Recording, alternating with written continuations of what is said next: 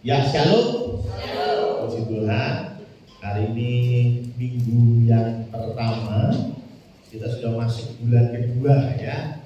Amat sangat cepat ya. Sepertinya baru kemarin ini sudah bulan yang kedua ya. Terima kasih untuk tim PAW yang sudah memimpin untuk puji-pujian. Dan hari ini kita masuk ke tema yang baru ya. Saya melihat Mas Taufik, selamat pagi Mas Taufik dan istri. Si kecil nggak dibawa?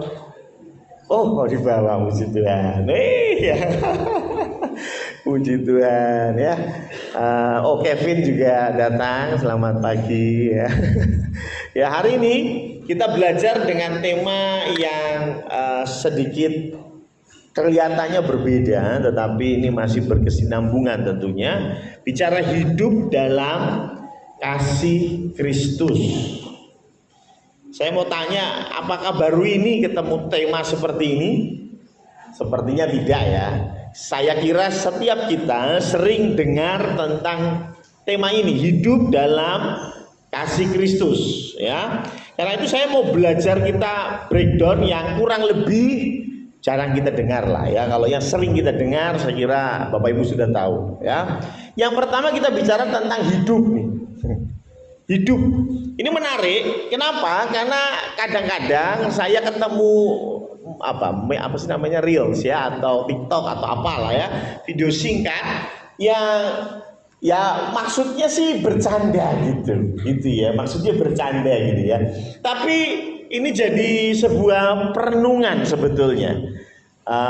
Videonya kurang lebih begini. Ada satu kelas gitu ya, ibu guru agama gitu ya, mungkin Bu Brenda tanya ke murid-muridnya, ayo adik-adik, siapa di sini yang mau masuk surga? Semua angkat tangan gitu ya. Ada satu yang di pojokan tuh nggak angkat tangan, diem aja ya, namanya Yoyok gitu ya. Contoh ya. Ayo siapa di sini yang mau ke surga? Semua angkat tangan. Yoyok ini diem aja gitu ya. Sampai Bu Brenda jengkel. Yoyok, kamu nggak mau ke surga? Gitu. Lah Yoyoknya bingung, dia bilang, ya mau sih Bu, emangnya mau berangkat sekarang? Ya, atau mungkin bercandaan lagi, katanya pengen segera ketemu Tuhan Yesus, tapi kalau sakit minta. Loh, betul ya? Coba kita renungkan ya. Kadang-kadang kita pikir ya bener juga ya. Makanya rumah sakit itu rame ya. Rumah sakit rame ya. Kenapa? Karena orang kalau sakit pengen sembuh lah. Kita coba aplikasikan dalam hidup kekristenan. Kita percaya bahwa kita mati pasti masuk surga, amin. Kalau kita percaya kepada Yesus Kristus, Yohanes 3 ayat 16, yang bahkan pagi ini kita juga mengingatnya kembali bahwa kita sudah ditebus. Artinya kita mati ini sudah pasti masuk surga. Pertanyaannya,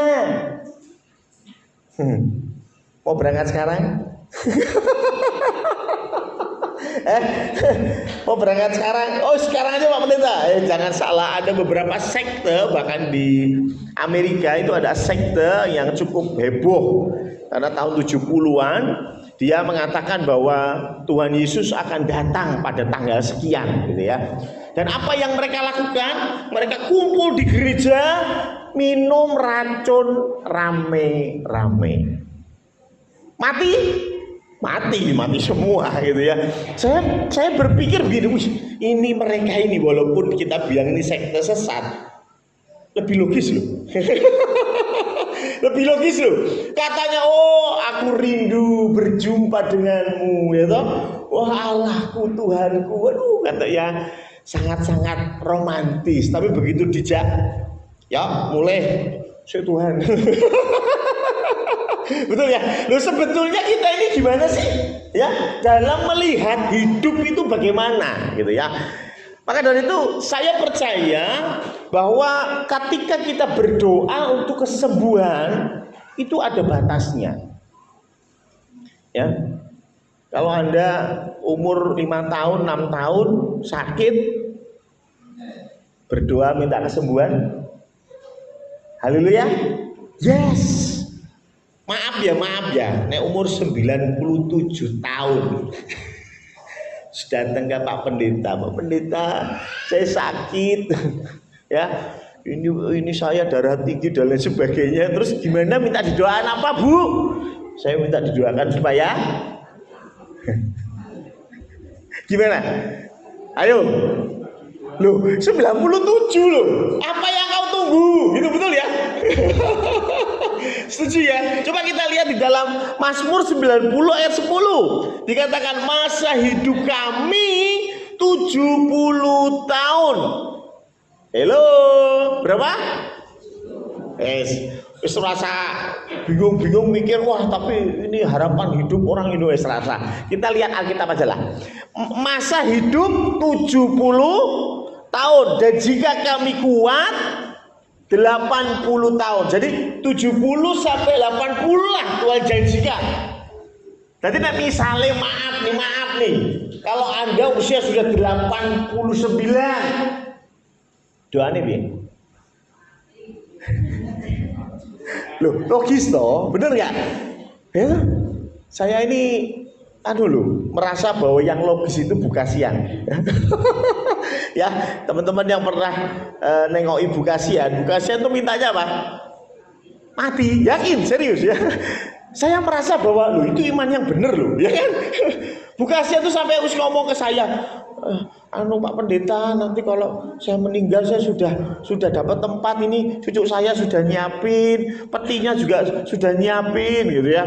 Kadang-kadang kita merasa, Mbah, orang saya ngomong ngono, tapi dalam logika yang benar, ya memang kudu ngono, betul nggak? Umur sudah segitu 90 sekian loh, bukan saya berapa sih? 90 lebih, hampir 100 tahun loh, kasihan itu.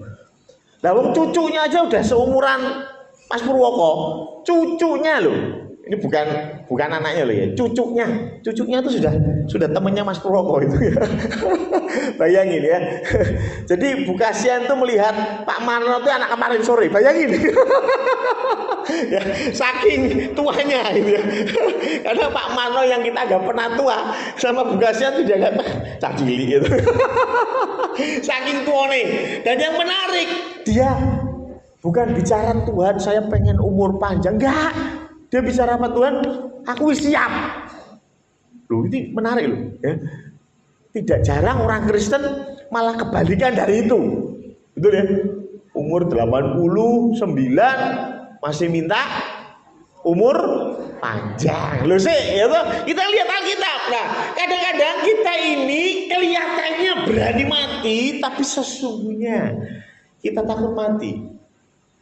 Atau yang kedua, firman Tuhan bilang bahwa karena kita terlalu cinta dunia. Betul ya? Sehingga kita mau pergi itu rasa-rasa. Padahal maaf ya, melalui iman sajalah. Kan kita belum pernah lihat, sama-sama belum pernah lihat surga. Setuju ya?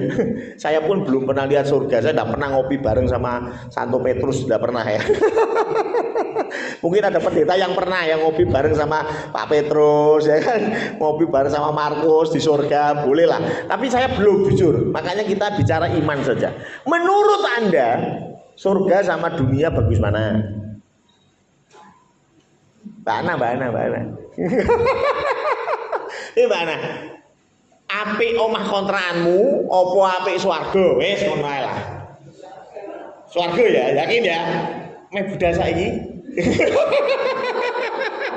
Nah itu Pak Pendeta repot Pak, ya toh? Repot, janganlah ya. Jangan ya toh, masih belum gendong cucu ya dan lain sebagainya. Tapi jujur saja, kenapa bisa begitu ya? Ada satu hamba Tuhan yang pernah bilang bahwa orang Kristen itu harus berani dalam dua hal. Berani mati, tetapi juga berani hidup. Loh, kalau ada orang yang berani mati tak ono apa? Ono, ya. Orang yang hanya berani mati ada loh. Ya, di Perang Dunia Kedua itu ada namanya kamikaze, betul ya? Ya, dia naik pesawat, diisi bom dan lain sebagainya, dan pesawat itu ditabrakkan ke kapal musuh. Seorang-orang yang nyetir tadi loh, pilotnya tadi ikut mati. Jadi dia terbang itu jelas dia tahu dia nggak akan landing. Ya, dia take off dan tidak akan landing karena dia tahu dia akan bunuh diri untuk nabrakkan dia dan pesawatnya beserta bom di dalamnya untuk menghancurkan kapal musuh. Dan itu benar-benar bikin masalah dalam peperangan Perang Dunia Kedua. Ya, benar-benar musuhnya kocar-kacir. Kenapa? Pesawat yang besar begitu bisa dihancurkan hanya dengan satu pesawat kecil. Kenapa? Karena dia mau menabrakkan dirinya. Tapi intinya kalau bicara berani mati, tok, ya hanya berani mati, iya betul ada banyak. Ya, bahkan orang yang bunuh diri itu kan ya berani mati tuh. Betul ya? Berani mati mereka.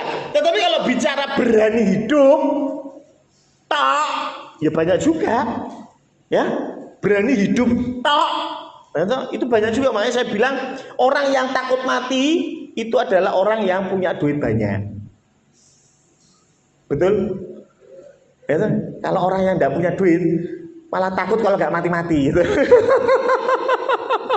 Betul ya, masalah manusia itu cuma dua itu ya. Kalau duitnya banyak, wah, loro ginjal, wah, transplantasi, ya toh duitnya oke kok, ya toh, jajan duitnya entek, wis aku tak mati wae kan.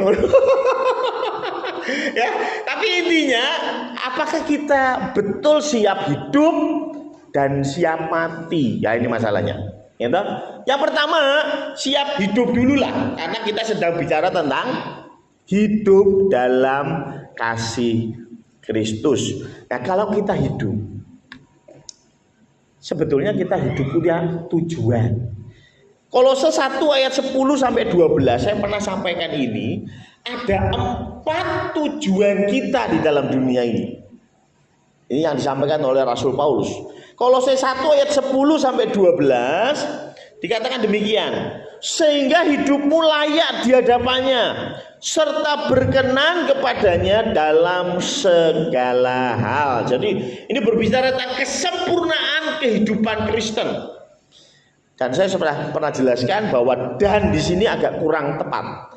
Ya, jadi kata dan itu lebih tepatnya adalah apa poin-poin yang jadi concern kalau kamu mau hidup layak dan berkenan. Yaitu yang pertama, kamu memberi buah dalam segala pekerjaan yang baik. Jadi yang pertama, memberi buah dalam pekerjaan yang baik. Yang kedua, bertumbuh dalam pengetahuan yang benar tentang Allah. Yang ketiga, dikuatkan dengan segala kekuatan oleh kuasa kemuliaannya untuk menanggung segala sesuatu dengan tekun dan sabar. Keempat, dan mengucap syukur dengan sukacita kepada Bapa yang melayakkan kamu untuk mendapat bagian dalam apa yang ditentukan untuk orang-orang kudus di dalam kerajaan terang. Jadi kalau mau saya singkat, dan saya harap kita bisa menghafal ini supaya kita tahu tujuan kita hidup itu apa, gitu ya. Tujuan kita hidup itu apa? Yang pertama, berbuah dalam kebaikan. Betul ya? Yang kedua, semakin mengenal Allah. Yang ketiga, semakin kuat. Jadi orang Kristen itu tidak boleh dikit-dikit mental healing, mental problem, ya, mental broken. Lah, dikit-dikit perlu healing, ya toh? Ya, diseneni atasan, dimarahin atasannya, begitu Kevin, ya langsung pulang nangis-nangis. Udah layak, ya gitu. Nggak lah, orang Kristen harus kuat, itu kuat, strong. Ono duit, rano duit, kuat. Loh ya bener toh ya, ono duit kuat ya kabeh ya bener ya. Kalau ATM semua nolnya banyak, kuat, kuat. Coba nih ATM-nya aja minta maaf, coba ATM minta maaf, coba bayangin ya, maaf saldo Anda tidak cukup. Kalau ketemu sama ATM yang minta maaf, pertanyaannya masih kuat?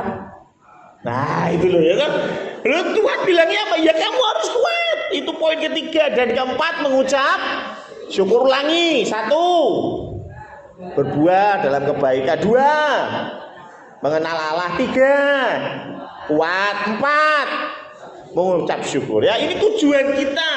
Tuhan mau ketika kita hidup itu punya goal ini. Makanya Paulus bilang apa? Oh, mati itu satu keuntungan, tapi hidup untuk Kristus. Ini harusnya kita punya cara pandang yang sama. Kalau memang Tuhan mau panggil saya sekarang, oke, saya siap. Tapi masalahnya kita ini diminta pertanggungjawaban.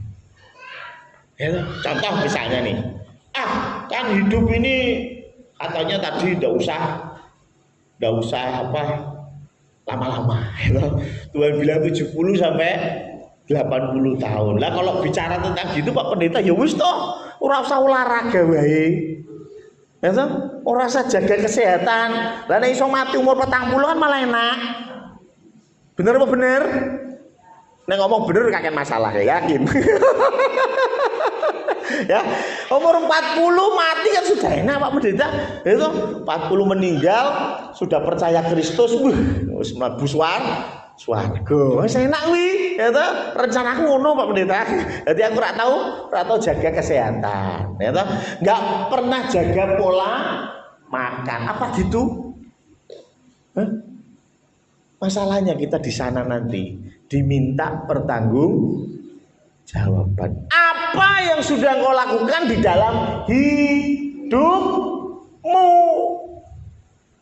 Apa yang sudah kau lakukan dalam hidupmu? Oh, hidup saya ngawur Pak Pendeta, itu tiap malam vodka, CY, itu siang udut, narkoba sampai umur 32, meninggal. Tapi saya percaya Tuhan loh. Saya percaya Tuhan. Ya, kira-kira gimana? Tuhan marah enggak?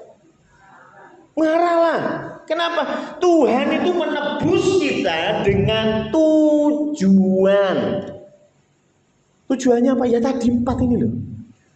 Karena hidup kita nggak diisi sama 4 ini. Mengucap syukur, tambah kuat, tambah mengenal Allah. Ya kan? Berbuah untuk kebaikan. Maka ketika nanti di atas sana, kita ditanya pertanggungjawaban. Jangan salah, Tuhan nggak hanya tanya pertanggungjawaban masalah hidupmu, keuanganmu juga. Pak Sugeng Riono maju gitu. Tuhan masih berkat ke kamu 1 miliar. Buat apa aja Pak Sugeng? 1 miliar. 250 juta buat beli drone Pak. Drone DJI terbaru itu, waduh, itu 150 juta kuwi ya, ngeri ora ya. 500 juta lagi saya suka ngoprek-ngoprek sound system Tuhan. Jadi saya beli sound system yang paling canggih ya, saya bikin namanya sound horek gitu. Ya, kira-kira ya tuh, kalau Anda jadi Tuhan, kira-kira senang dengan jawaban Pak Sugeng? Ya? Betul ya? Paham ya? Jadi duit kita pun itu punya Tuhan. Tuhan kasih kebebasan kita, cuman ada pertanggungjawaban. Ya, kalau bicara pertanggungjawaban ini saya teratapan. Ya, kemarin itu habis selesai Natal kelurahan ya di Sampokong, gitu. Nanti saiki iki lho bocah-bocah dijak kumpul buat pembubaran panitia iki dorak mangkat, gitu. Masalahnya kenapa? Di pembubaran panitia itu saya mau buka surat pertanggungjawaban, laporan pertanggungjawab. Loh itu penting loh, ya kan? Kita harus bikin LPJ, totalnya berapa uang yang masuk, berapa uang yang keluar, kasih foto, kegiatannya apa, dikirim ke mana? Ya yang sudah nyumbang, itu yang sudah sponsorship, betul nggak? Itu dunia, itu dunia. Apalagi urusan sama surga, orang iso ngapusi, gitu. Maka dari itu, ya memang betul.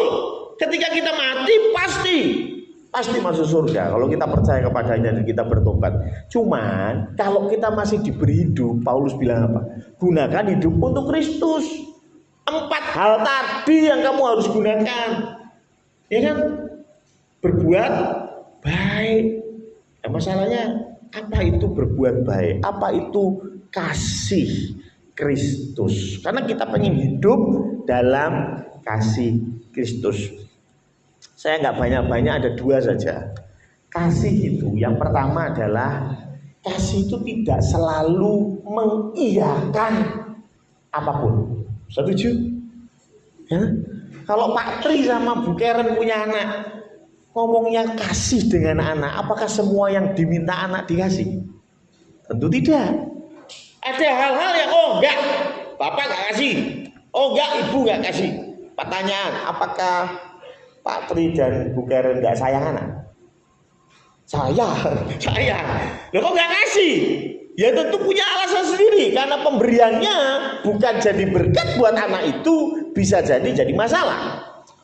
Hari Kamis kemarin, saya, Bang Andre, siapa lagi ya? Mbak Jovan, mamahnya Seva juga, terus teman-teman, oh ya Sasa juga, ya kita rapat nyambil nongki ya kan?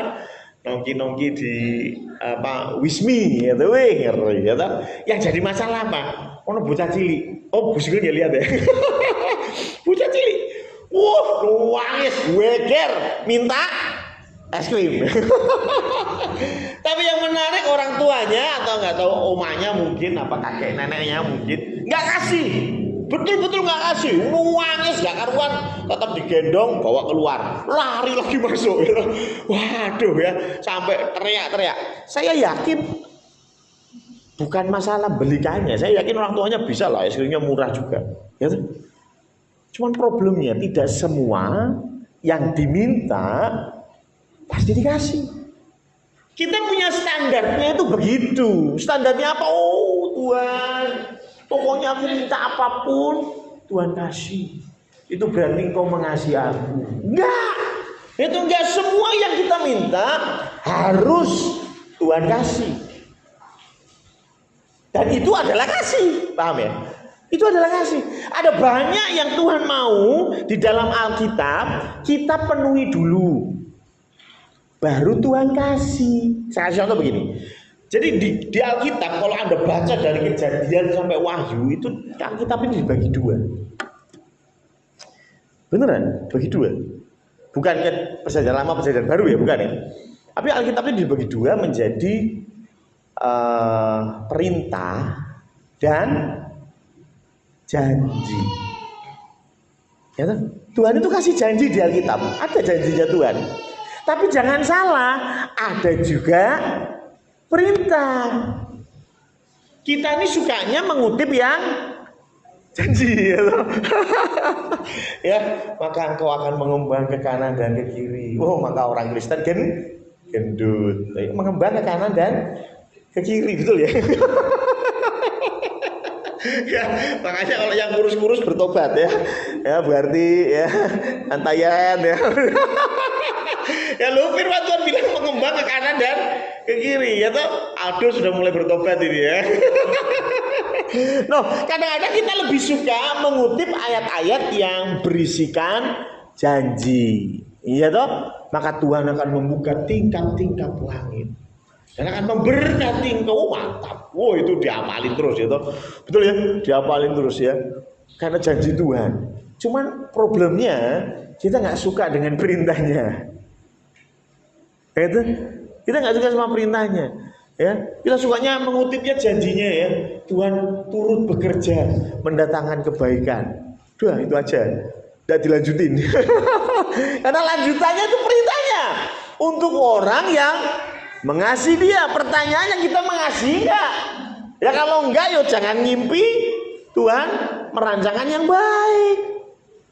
Betul enggak? Jadikan semua bangsa muridku. Itu apa? Perintah mau janji? Perintah. Aku akan menyertai engkau senantiasa sampai akhir zaman. Itu apa? Janji. Satu paket loh. Tapi kita biasanya motongnya belakang, ya toh?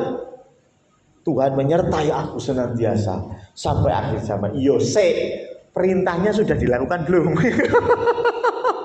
Ya, kadang-kadang kita ini terlalu, maaf ya, semangat. Ayo kita mengklaim janji Tuhan. Saya tahu. Kalau kita berani mengklaim janji Tuhan, nek Tuhan wale, yo wis aku tak ngeklaim perintahku, modiar. Yakin, kita bingung. Waduh Tuhan ya, saya belum kerjain apa-apa. Itulah mengapa kita harus berani hidup. Betul? Gak cuma berani mati aja, Kita harus berani hidup. Bagaimana hidup kita? Hidup yang bertanggung jawab, hidup yang sesuai dengan kasih Allah. Apa yang harus kita lakukan adalah perintahnya Allah. Masalah janji Allah itu enggak usah diingetin, Tuhan pasti ingat, setuju? Ya.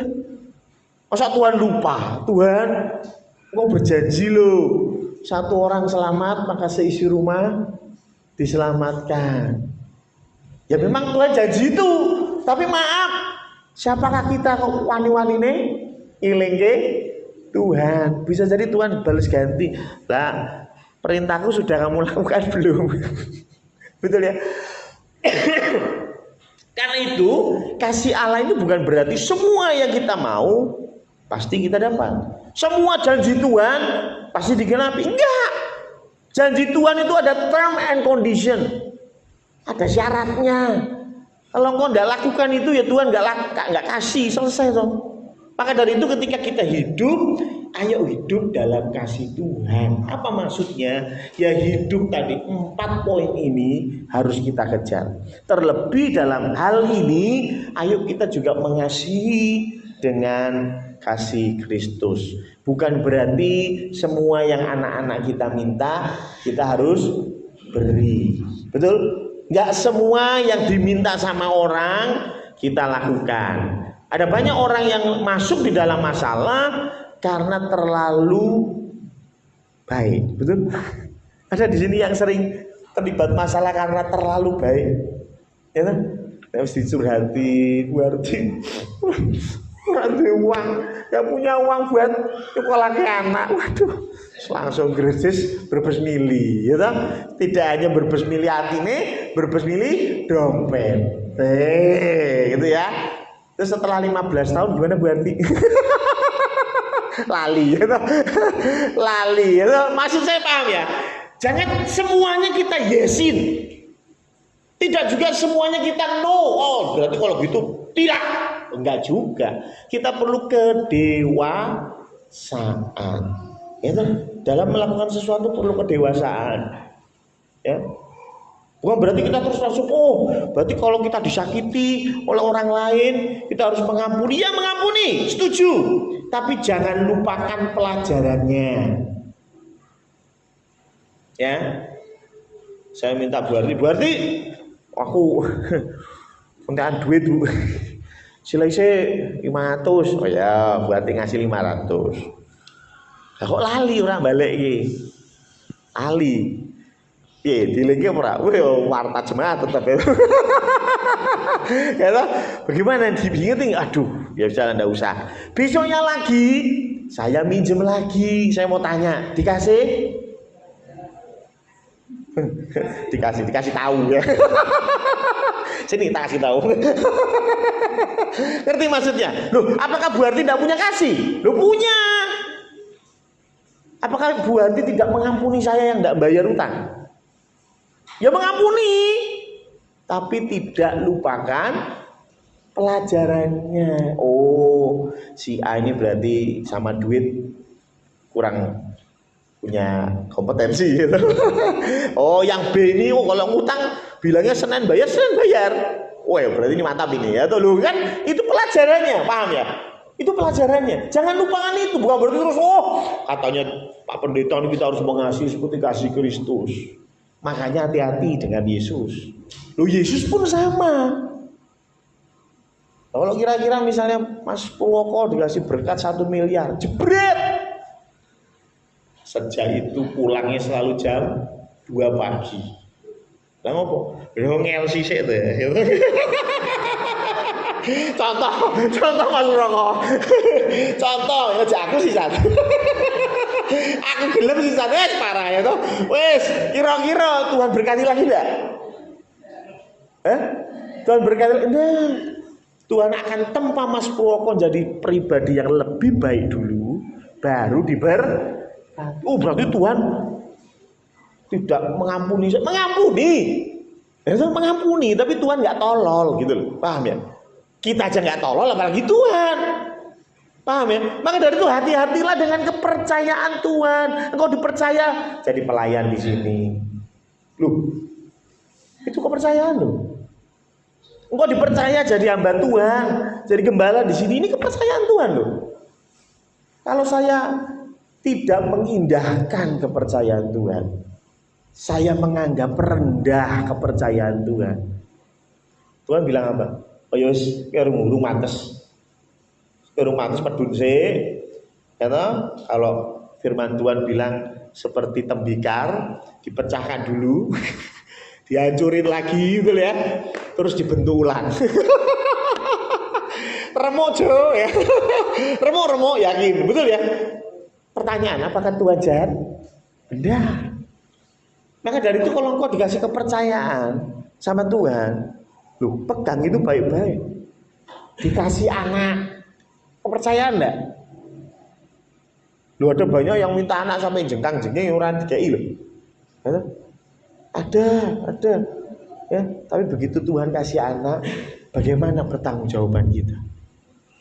Ya, jangan sampai nanti Tuhan ternyata dikai anak malah koyo ngene, anaknya disio-sio. Paham ya? Jadi ayo kita hidup yang berkenan di hadapan Tuhan. 4 hal tadi. Berbuat baik, saya yakin berbuat baik paham semua, tetapi ada batas-batasnya yang kita harus perhatikan.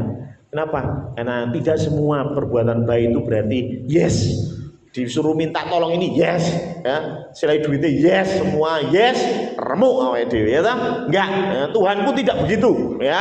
Kita minta, Tuhan juga akan lihat dulu apakah kita pantas menerima. Yang kedua, kasih Allah itu akan mentolerir yang namanya kenakalan kita. Saya percaya Tuhan itu bukan Tuhan yang kaku, ya. Tuhan ngerti kok ada anak-anaknya yang tanda kutip nakal, tapi tolong bedakan nakal dengan kurang ajar. Ini penting, ya. Nakal dengan kurang ajar itu berbeda. Seva ini udah mulai nakal nih. Seva ini mulai nakal. Kenapa? Begitu mamanya bilang, ayo Seva mandi, ya dipanggil sama mama, ayo sini mandi. Bukannya mendekat, lari sambil ketawa, itu nakal itu. Ya, itu nakal itu ya. Wah, ini ya namanya usia, ya itu usia kita pun dulu seperti itu mungkin ya toh. Sama. Aduh gitu juga nggak Pak Marno dulu? Oh enggak ya, karena emang enggak pernah mandi. Oke bagus. enggak ya, aduh nurut ya. Tapi kadang-kadang kita menjumpai anak-anak yang nakal. Saya kira Tuhan enggak sekaku itu. Sama seperti kita juga enggak langsung sabut, moceng hanya gara-gara itu tadi ya. Dipanggil malah lari nyambil ketawa-ketawa. Enggak. Saya kira Tuhan juga memaklumi kenakalan kita sesuai usia kita. Makanya saya bilang, ya tergantung Anda di dalam Tuhan sudah berapa lama. Kalau Anda ikut Tuhan 30 tahun masih nakal ya kebangetan, betul ya. Tapi kalau ikut Tuhan ya setahun, 2 tahun, 3 tahun, ya toh 5 tahun masih suka celelean sama Tuhan, oke lah. Tapi berbeda dengan kurang ajar. What is kurang ajar? Ya toh? Kurang ajar itu tidak takut akan Tuhan. Nah ini ya toh? Banyak diantara kita yang merasa kasih Allah itu besar sampai-sampai kita nggak takut sama Tuhan. Padahal perjanjian lama bahkan sampai perjanjian baru mengisyaratkan itu. Coba bilangan 1 ayat 51. Bilangan 1 ayat 51. Apabila berangkat, kemah suci harus dibongkar oleh orang Lewi. Jadi yang bongkar kemah suci itu harus orang Lewi. Dan apabila berkemah, kemah suci harus dipasang oleh mereka, oleh orang Lewi.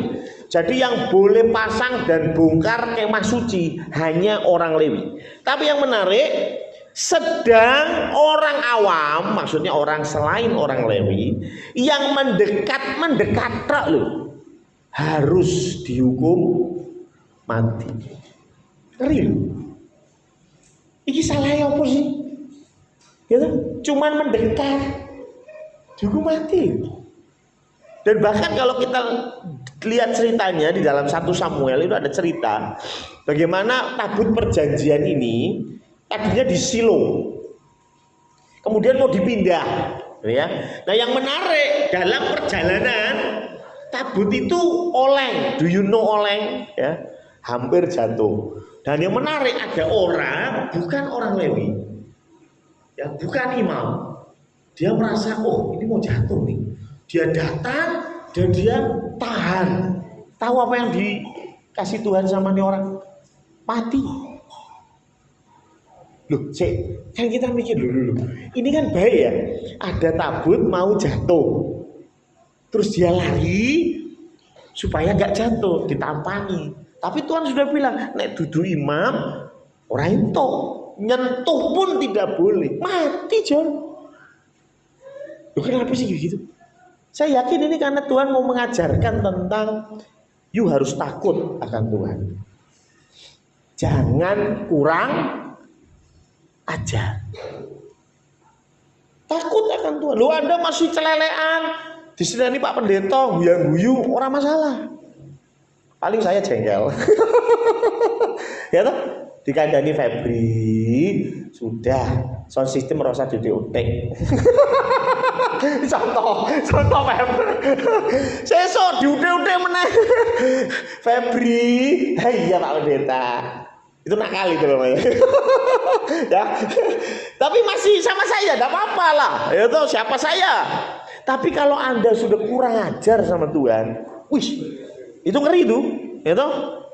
Contoh lain, Keluaran 19 ayat 12 sampai 13. Sebab itu haruslah engkau memasang batas. Ini ceritanya Tuhan itu mau turun di Gunung Sinai.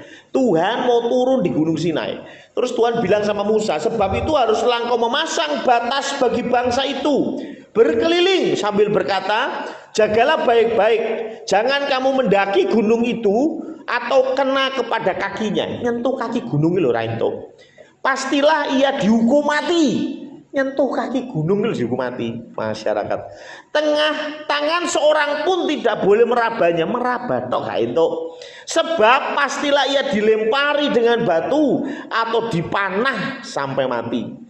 Baik binatang, baik manusia, ia tidak akan dibiarkan hidup. Hanya apabila sangkakala berbunyi panjang, barulah mereka boleh mendaki gunung itu. Jadi gunungnya ini disterilkan. Siapa yang berani mendekat, meraba, binatang maupun manusia, mati. Coba, kenapa sih Tuhan kok bikin begitu? Oh, ini kan perjanjian lama Pak Pendeta. Perjanjian baru enggak. Coba lihat Kisah Para Rasul 5 ayat 4 sampai 5. Selama tanah itu, ini bicara tentang Ananias dan Safira. Selama tanah itu tidak dijual, bukankah itu tetap kepunyaanmu? Dan setelah dijual, bukankah hasilnya itu tetap dalam kuasamu? Mengapa engkau merencanakan perbuatan ini dalam hatimu? Engkau bukan mendustai manusia, tetapi mendustai Allah. Ketika mendengar perkataan itu, rebahlah Ananias dan putuslah nyawanya. Maka sangatlah ketakutan semua orang yang mendengar hal itu. Ini perjanjian baru loh. Kalau kita baca lagi, Paulus di dalam 1 Korintus 10:11 itu menceritakan apa? Perjamuan kudus. Bilang apa? Kalau engkau tidak layak, jangan ambil. Yang menarik apa? Karena tidak sedikit yang sakit dan yang meninggal. Ngeri loh. Kenapa begitu? Karena ketika kita kurang ajar sama Tuhan, ini urusan serius. Contoh lain kurang ajar sama Tuhan. Tahu Nabi Eli lah. 1 Samuel 2 ayat 12. 1 Samuel 2 ayat 12. Menarik. Adapun anak-anak lelaki Eli adalah orang-orang dursilang. Ini kalimatnya keras. Mereka tidak mengindahkan Tuhan ataupun batas hak para imam terhadap bangsa itu. Setiap kali seseorang mempersembahkan korban sembelihan, sementara daging itu dimasak, datanglah bujang imam membawa garpu bergigi 3 di tangannya dan dicucukkannya ke dalam bejana atau ke dalam kuali. Artinya ini persembahan ini buat Tuhan. Belum siap, masih dipersiapkan. Itu sudah diambil dulu dagingnya. Ini namanya kurang ajar. Ya? Ini namanya kurang ajar. Beda dengan nakal. Ini kurang ajar. Ya. Tadi juga sama ketika Ananias, Petrus bilang apa? Engkau mendustai Allah. Jadi yang kamu bohongin itu Allah. Ini kurang ajar. Makanya urusannya serius sama Tuhan. Bukan berarti Tuhan tidak punya kasih, bukan. Tetapi inilah kasih Tuhan. Sama halnya Anda mendidik anak-anakmu juga begitu. Anakmu kurang ajar, kerasin. Loh, kurang ajar. Kalau cuma nakal, ya sudahlah. Ya toh? Sesuai usia, ya kan? Nakalnya sesuai usia, tidak apa-apa lah. Ya toh? Siapa sih yang di antara kita tidak pernah nakal? Betul ya? Nakalnya nakal. Tapi tapi kurang ajar itu berbicara tidak takut Tuhan. Kurang ajar sama orang tua, tidak takut orang tua. Saya kasih contoh nih ya. Siapa di sini yang dulu, mungkin sekarang juga masih, tapi bertobat, yang pernah ngambil orang tua punya duit? Ayo angkat tangan. Ayo, saya doang. Astaga, kok aku kayaknya jadi wong paling nakal gitu. Siapa di sini yang kalau masuk ke kamarnya orang tua gitu ya, ada bajunya bapak, bajunya ibu, waktunya operasi. Saya tok, itu kan saya doang. Aduh ya itu nakal sekali ya. Saya dulu begitu ya. Wah, di kantongnya bapak ada 5.000, lumayan ya kan. Tapi maaf ya, saya tetap takut loh sama bapak. Minimal takut ketahuan, betul nggak? Loh, Adam itu nakal atau kurang ajar? Nakal itu. Tapi kan dia tidak berani. Ketika dia tahu dia berdosa, delik loh. Delik gitu. Yang anak kurang ajar itu apa sih? Sudah ngerti salah, sudah ngerti dia menentang, tapi nggak ada takut-takutnya sama orang tua. Wah, ini kurang ajar ya. Kalau masih takut, yuk sini.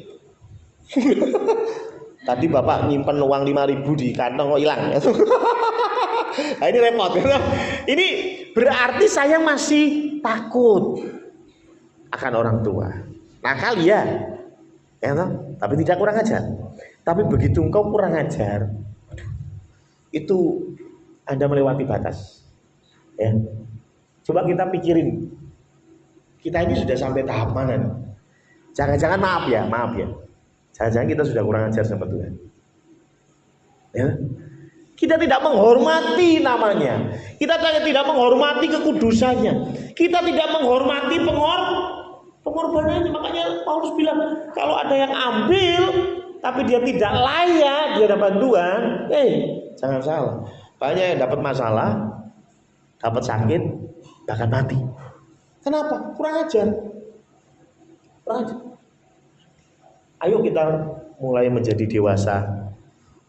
Kita mulai memikirkan bahwa kita ini harus takut akan Tuhan. Kenapa? Kalau enggak, kita akan jadi anak-anak yang kurang ajar. Dan itu masalah serius di hadapan Tuhan. Kalau saat ini Anda melihat nilai dirimu ada di posisi kurang ajar, ya, seperti anak-anak Eli, ada pengorbanan, ada korban bakaran yang harusnya untuk Tuhan, engkau ambil. Ini persembahan, kasihkan kepada Tuhan. Tapi engkau sebagai pengelola, engkau ambil. Itu namanya kurang ajar. Paham ya? Bukan perkara 100 rupiah atau 1 juta, bukan. Tapi ini kurang ajar. Ini haknya Tuhan. Nek kamu ngambil uangnya Bu Arti, nggak apa-apa. Jangan juga. Tapi kalau engkau ngambil uangnya Tuhan, itu kurang ajar. Kenapa? Loh, karena kamu nggak takut sama Tuhan. Bu Arti uangnya diambil, belum tentu dia tahu. Setuju? Setuju, saya sering. Tapi kalau Tuhan, kamu ambil uangnya, saya tanya, Tuhan tahu enggak? Jadi kalau engkau tetap lakukan itu, engkau namanya kurang ajar, gak takut sama Tuhan. Betul? Ayo kita belajar. Hidup ini harus berbuah. Hidup ini harus untuk Tuhan. Hidup ini harus berbuat baik. Dan baiknya standarnya Tuhan. Amin.